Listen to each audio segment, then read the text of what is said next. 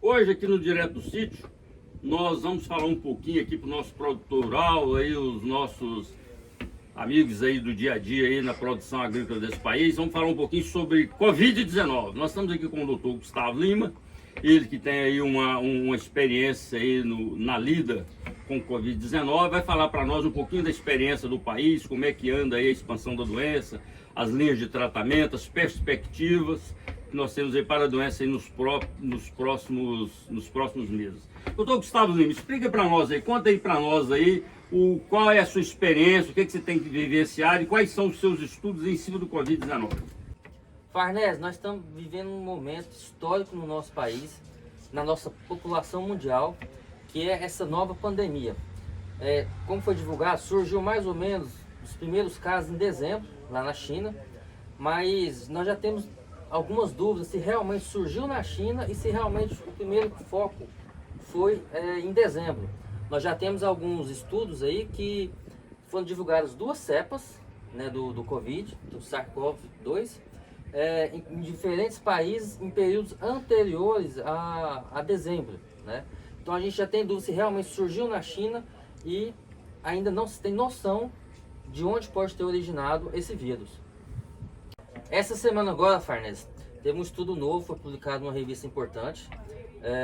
Eles pegaram amostras de esgoto que estavam guardadas, né, em diferentes partes do mundo, inclusive no Brasil, aqui em Florianópolis, eles descobriram uma amostra do SARS-CoV-2 de novembro, lá em Florianópolis. E outras partes do mundo também descobriram amostras de esgoto do vírus, duas cepas diferentes, uma cepa da Europa, uma cepa diferente dos Estados Unidos, mostrando que o vírus surgiu já mais ou menos na região em setembro e outubro, né? Então esse vírus já está circulando já há algum tempo a mais.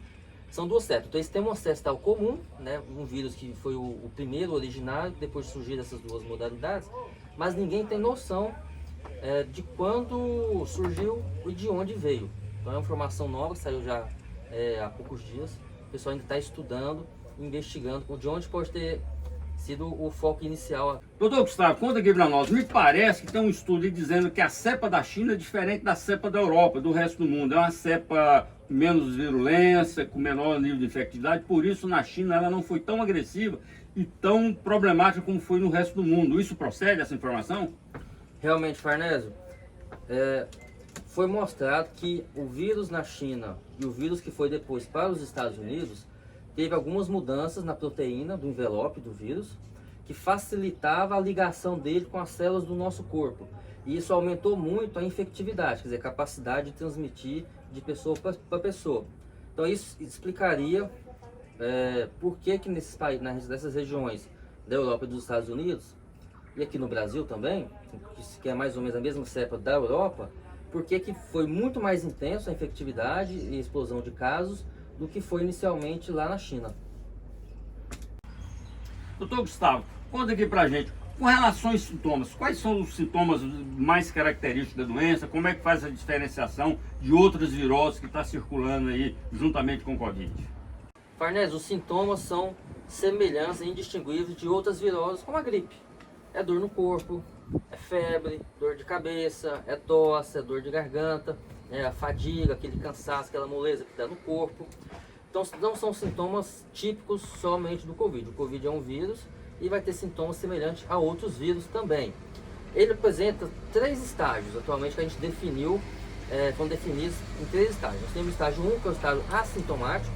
A pessoa não tem nenhum sintoma, ela já tem um vírus, muitas vezes ela está até transmitindo o vírus, mas ela não sente absolutamente nada. Você tem o estágio 2, que é quando começam os sintomas.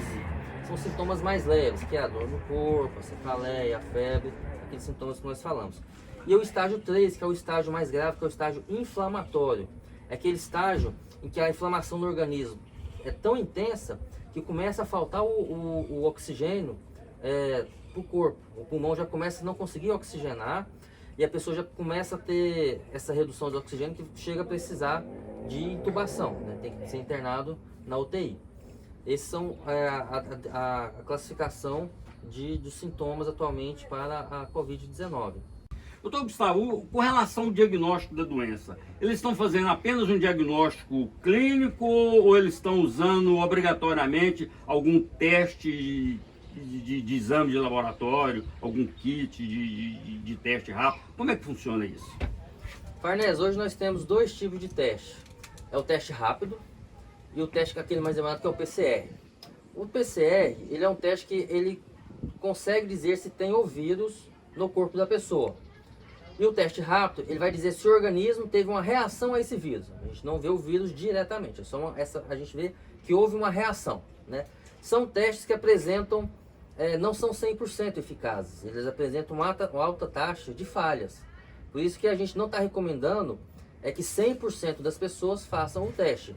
Pessoas que têm sintomas muito levezinhos, às vezes nós não estamos fazendo os testes. A gente está deixando para fazer as pessoas ter uns sintomas um pouco mais intensos, para a gente poder confirmar a doença e poder entrar com algum tratamento mais direcionado para o Covid.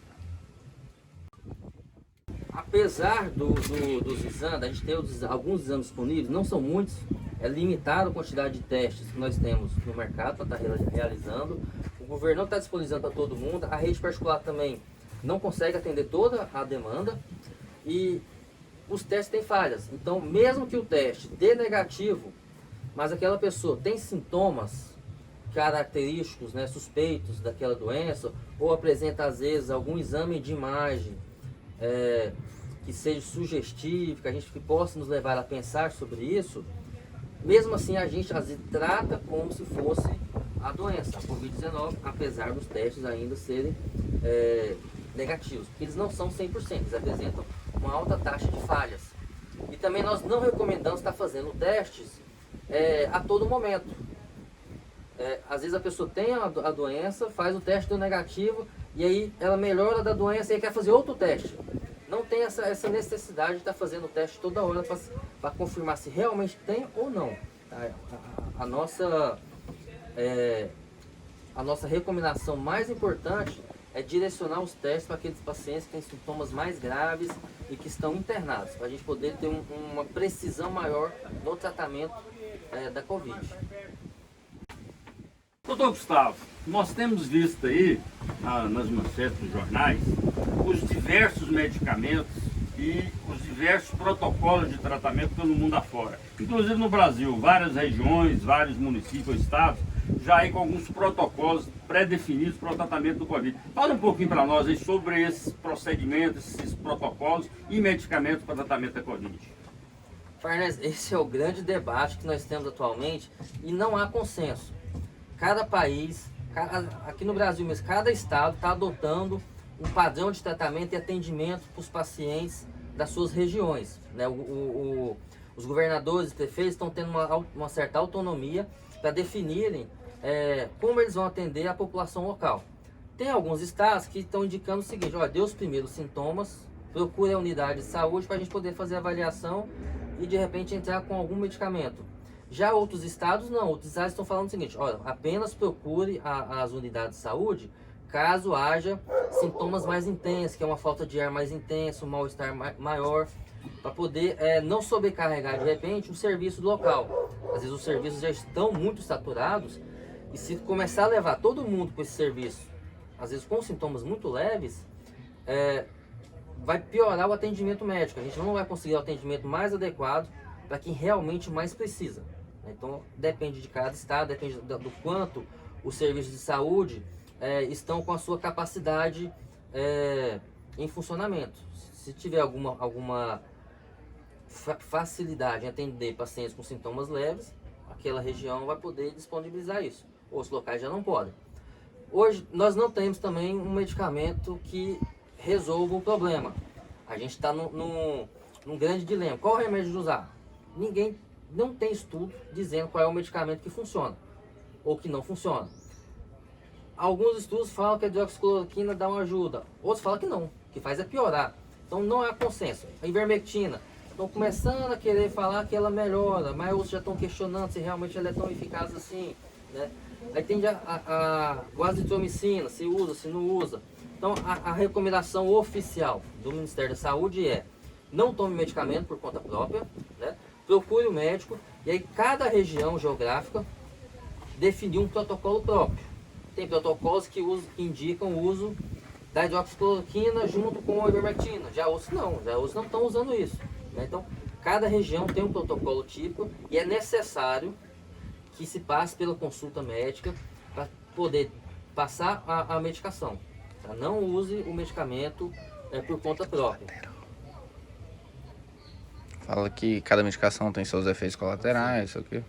Cada medicação tem efeitos colaterais importantes, principalmente a hidroxicloroquina, que pode ter afecções cardíacas, né? Então, às vezes a pessoa pode ter um probleminha cardíaco, ela não sabe que tem, e usando a medicação pode vir a piorar e em alguns casos até vem a óbito, né? A pessoa pode morrer com isso. Então, a gente fala, não usa a medicação, até porque se todo mundo resolver comprar o medicamento, vai faltar medicamento na farmácia. E aquela pessoa que realmente precisa, não vai achar o medicamento. Então a gente vai ter dois problemas. Uma doença grave e a ausência de medicamento, porque todo mundo está com medo, né? E comprou o medicamento indiscriminadamente, fez o uso às vezes incorreto, e aí quem precisa não tem o atendimento adequado, não tem a medicação. A gente sabe que é uma doença que ainda não tem uma vacina já disponibilizada para a população. Como é que andam aí os estudos aí para o desenvolvimento dessa vacina, as perspectivas, mais ou menos, nós temos aí um tempo para que ela esteja disponível à disposição da população. Como é que está esse andamento do processo de estudo e desenvolvimento dessa vacina pelo mundo? Farnese, nós temos mais de 130 vacinas sendo pesquisadas no mundo. 3 ou 4 tem um estágio mais avançado de testes, de desenvolvimento, já estão sendo feitos testes em humanos. Alguns falam que já tem vacina para dezembro, final desse ano, de 2020. Né? Alguns são céticos, alguns não acreditam que vai dar tempo. A vacina é o seguinte, ela demora em torno de 1 ano para se fazer um estudo clínico, para ver se ela realmente tem eficácia. Depois que é feito o estudo clínico que prova que ela tem eficácia, você tem que começar a fabricação. Só que você demora muito tempo para fabricar uma grande quantidade de doses, né? No primeiro momento, saiu a vacina, temos a vacina definida, todo mundo vai ter ela disponível já no dia seguinte? Não, vão demorar meses e meses para que todo mundo consiga ter acesso à primeira dose. A gente não sabe, pode precisar de 2, 3 doses para ter eficácia do tratamento. Então, hoje atualmente nós temos aí 8 bilhões de pessoas, quase 9. Vamos ter vacina para todo mundo já aí com 2, 3 meses depois que sair a vacina? Não vai ter vacina. Primeiro vai ser disponibilizada quem tem dinheiro. Os Estados Unidos e Europa provavelmente vão entrar na fila primeiro para comprar essas vacinas. Então talvez não haja vacina disponível aqui para a região da América Latina, às vezes para a África. No primeiro momento a gente tem dúvida se realmente vai ter essas doses disponíveis. Pode ser que demore ainda 6 meses depois da liberação da vacina. Então a gente fica animado que talvez no final do ano já tenha uma vacina, mas a gente não pode ter esperança de que ela vai chegar rápido até a população. Inclusive no Brasil tem vacina sendo testada já. Agora, realmente é uma preocupação. Qual a capacidade de produção dessas vacinas pelos laboratórios que produzem? A gente sabe que poucos laboratórios do mundo têm capacidade de produção de vacina.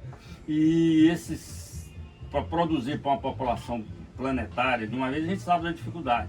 E você comentou aí, eu também acho que é verdade, os ricos vão estar na frente, que é quem paga o desenvolvimento das vacinas, paga a produção, é óbvio que eles vão exigir que essa vacina venha primeiro para eles. Ou seja, os países mais pobres vão ter mais dificuldades ainda, né, do que os países ricos. Agora, doutor Gustavo, você tem aí alguma coisa mais a complementar para nós de informação sobre o Covid-19 na atual conjuntura, que nós estamos aí na primeira quinzena de julho, né, de 2020, e quais são as perspectivas, o que você tem para complementar para nós, para a gente finalizar essa entrevista? Farnese, a recomendação oficial é a lavagem das mãos, fazer o distanciamento social o máximo que for possível, né, e a gente espera que a vacina saia logo para a gente poder resolver todos os meus problemas social e econômico. Até lá a gente não tem muitas ferramentas disponíveis. Enquanto não tiver vacina, nós vamos ter essas crises sanitárias aí durante algum tempo ainda. Doutor Gustavo, agora vamos falar aqui pro nosso amigo do campo aqui. Quais são, como é que já tem estudo, a transmissão, ela já está acontecendo no campo, em que proporção? O que o homem do campo hoje, o nosso produtor rural, pode fazer para se precaver ainda mais com relação à transmissão do Covid-19? Mas o homem do campo, ele está um pouco mais isolado, né? Ele tem uma concentração populacional menor, então ele está um pouco menos suscetível a estar contraindo a doença. Agora, se é aquele homem do campo que vai muito à cidade, tem muito contato com o pessoal da população urbana, claro que ele vai aumentar as chances dele de estar adquirindo a doença. Não tem um estudo claro mostrando a incidência de acometimentos do homem do campo, se a chance dele é maior ou menor. Não tem um estudo específico. Mas se a gente for analisar, ele estando mais isolado na área rural, a chance dele é menor. Bom, hoje, direto do sítio, vocês tiverem então a perspectiva, né, de como anda aí a transmissão do Covid-19, as perspectivas, o tratamento aqui com o Dr. Gustavo Lima, que deu informações importantes para nós, né? E nós agradecemos aí o homem do campo que continua produzindo o alimento para ajudar a alimentar o mundo, que está aí com uma parte de isolamento social importante pelo mundo afora, e o alimento não para de ser consumido, portanto ele também não pode parar de ser produzido e transportado e distribuído para a população local, né? Então fica aqui mais essas informações aqui para o nosso amigo do campo, né? Se você gostou desse vídeo, né, você pode compartilhar com os amigos, se inscreva no nosso canal e teremos aí informações importantes para vocês toda semana. Direto de Cuiabá para o Direto do Sítio. Dá o like.